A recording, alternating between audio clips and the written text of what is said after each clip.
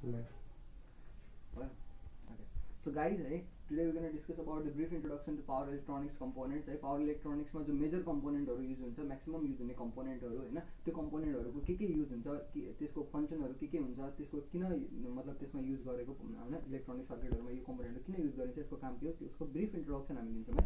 So we're going to discuss about that. Okay, first see all the symbols of the components. Okay, सबै component हरुको particular respective symbol मा draw गरेको छु है. So if you want to take a screenshot, you can take it. Okay, I'll erase गर्ने वाला छु एकछिनमा. Okay, where is that?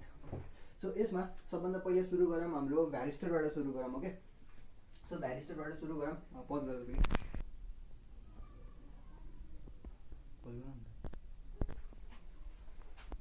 त्यसले आएन भने अब SCR वाला मा त्यो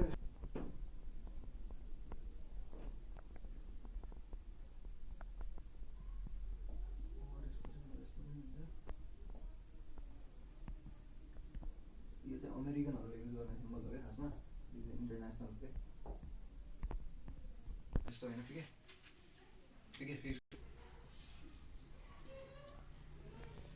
सो के नामबाटै क्लियर छ, भेरिएबल रेजिस्टर है. भ्यारिस्टर भनेको चाहिँ भेरिएबल रेजिस्टर. यसको रेजिस्टेन्स जो हुन्छ, रेजिस्टेन्स चाहिँ कुनै पर्टिकुलर प्यारामिटरमा डिपेन्डेन्ट हुन्छ है, मतलब रेजिस्टेन्स भ्यारी गर्छ. ओके, यसको युज कहाँ हुन्छ भन्दाखेरि हाम्रो एसएमपीएसमा, स्पेशली मोबाइल चार्जर्समा प्रोटेक्सन सर्किटमा यसको मेन युज हुन्छ. मतलब कुनै पनि एसएमपीएस सर्किटमा प्रोटेक्सनको लागि भ्यारिस्टरको युज गर्न सकिन्छ है. ओभर भोल्टेजबाट यसले प्रोटेक्सन दिन्छ. कसरी दिन्छ भने यसको रेजिस्टेन्स जो हुन्छ, यसको रेजिस्टेन्स चाहिँ हाई भोल्टेजमा यसको रेजिस्टेन्स एकदमै कम हुन्छ. लो भोल्टेजमा यसको रेजिस्टेन्स के हुन्छ, हाई रेजिस्टेन्स हुन्छ. लो भोल्टेजमा हाई रेजिस्टेन्स मतलब यसको जुन रेजिस्टेन्स हुन्छ त्यो चाहिँ inversely proportional to the voltage हुन्छ है.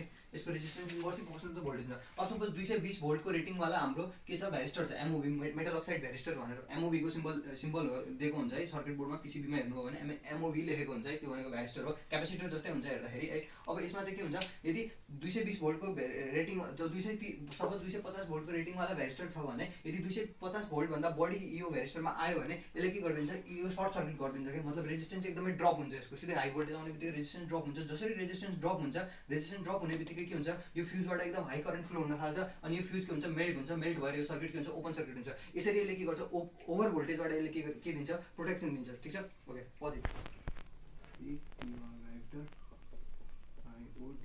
डायोड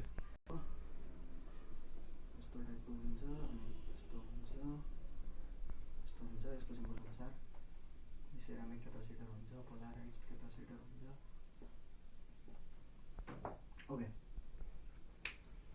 सो अब कुरा गरौँ भ्यारेक्टर डायोडको. ओके, भ्यारेक्टर डायोड भनेको सिम्पली यस्तो डायोड हो जसको जुन यसले चाहिँ के गर्छ भन्दाखेरि पर्टिकुलर भोल्टेजमा पर्टिकुलर भ्याल्यु अफ क्यापेसिटेन्स यसले दिने काम गर्छ. क्या भनेको यसमा चाहिँ कस्तो हुन्छ भनेपछि यो यसले चाहिँ के गर्छ, मतलब भोल्टेजले हाम्रो क्यापेसिटेन्सको भ्याल्यु चेन्ज गर्न सक्छ. जस्तो फर इक्जाम्पल अब मोबाइलमा मैले एफएम रेडियो लगाउनु छ.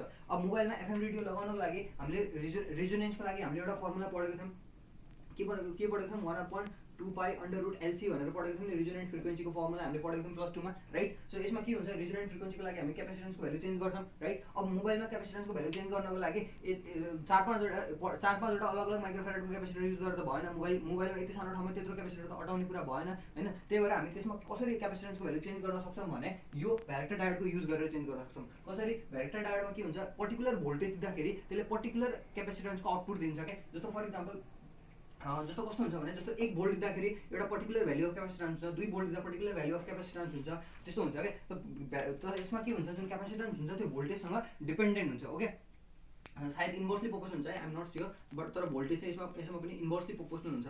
यो इन्भर्सली हुन्छ कि डाइरेक्टली हुन्छ, आइ एम नट स्योर है. तर यो भोल्टेज र क्यापेसिटेन्सको यसमा रिलेसन हुन्छ. त यो कहाँ युज गरिन्छ भने एफएम मोडुलेटर सर्किटहरूमा युज गरिन्छ, आरएफ फिल्टर सर्किटहरूमा युज गरिन्छ, ब्यान्ड पास फिल्टरहरूमा युज गरिन्छ. So that's the use of varactor diode. Okay, so positive TT Schottky diode यस्तो हुन्छ. ओके, सो अघि जुन भनिरहेको थिएँ म भ्यारेक्टर डायोडमा जुन क्यापेसिटेन्स हुन्छ त्यो चाहिँ inversely proportional to the voltage हुन्छ है. अघि स्योर थिएन, now I'm sure. Okay, so inversely proportional हुन्छ है. अब भ्यारेक्टर डायोड चाहिँ इन्भर्सली प्रोपोर्सनल हुन्छ. अनि अर्को कुरा, भ्यारेक्टर डायोड चाहिँ के हुन्छ, रिभर्स बायसिङ गरिन्छ है युज गर्दाखेरि.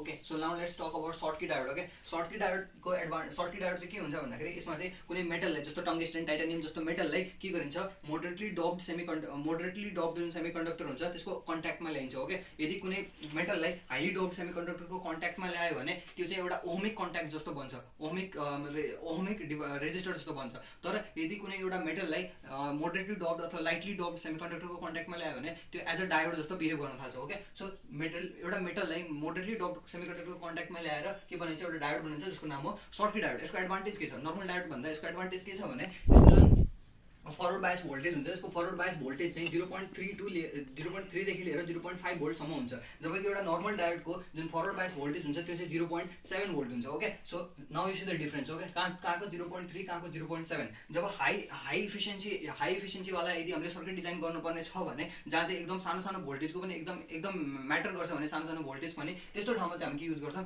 सर्टकी डायोड युज गर्छौँ जस्तो इक्जाम्पलको लागि एसएमपिएसमा जब आउटपुट निकालिन्छ ट्रान्सफर्मरबाट आउटपुट निकाल्दाखेरि के हुन्छ भने जुन आउटपुट आयो नि जस्तो 5 भोल्ट आउटपुट दिनुपर्ने हुन्छ होइन 5 भोल्ट आउटपुट दिँदाखेरि अब यहाँनिर 6 भोल्ट आउन सक्छ यदि कहिले 5.2 यस्तो आउन सक्छ अब यसलाई मेजर गर्नको लागि फिडब्याक सर्किट लगाएको हुन्छ क्या एसएमपिएस मोबाइलको चार्जमा फिडब्याक सर्किट लगाएको हुन्छ अब त्यो फिडब्याक सर्किटमा 5.2 आउँदाखेरि या त यस्तो भोल्टेज अलिकति कम बढी आउँदाखेरि त्यहाँ भोल्टेजको सानो भोल्टेजको पनि धेरै म्याटर गर्छ ओके त्यस्तो ठाउँमा चाहिँ यदि यो भोल्टेज हामीले ड्रप गर्न भएन नि यदि 5 भोल्ट आइरहेछ भने 5 भोल्टलाई अब सर्किट डायोड युज गरेर पछाडि पनि फिल्टर गर्नको लागि डायोड युज गर्नु पऱ्यो फिडब्याक लुपमा युज गर्नुपर्छ अब यसलाई ड्रप गरेर 4.3 त बनाइदिनु भएन नि त पछाडि आउटपुट नदिँदाखेरि त्यो चाहिँ प्रब्लम हुन्छ ओके सो त्यो सल्भ गर्नको लागि हामी सर्टकी डायोड युज गर्छौँ ओके सो नाउ पोजिट एकछिन डायोड ओके टनलिङ डायोड भनेको चाहिँ कस्तो डायोड भन्दाखेरि यसमा चाहिँ एउटा मेटललाई चाहिँ हाई डप्ड सेमिकन्डक्टरको कन्ट्याक्टमा ल्याएर बनाएको डायोड हो ओके सो यसमा चाहिँ कस्तो हुन्छ भने यो डायोडको एडभान्टेज के छ भने यसको चाहिँ जुन स्विचिङ इफिसियन्सी छ त्यो एकदमै बेटर छ ओके यसको जुन रेस्पोन्स टाइम छ यसको एकदमै फास्ट रेस्पोन्स गर्छ ओके यसले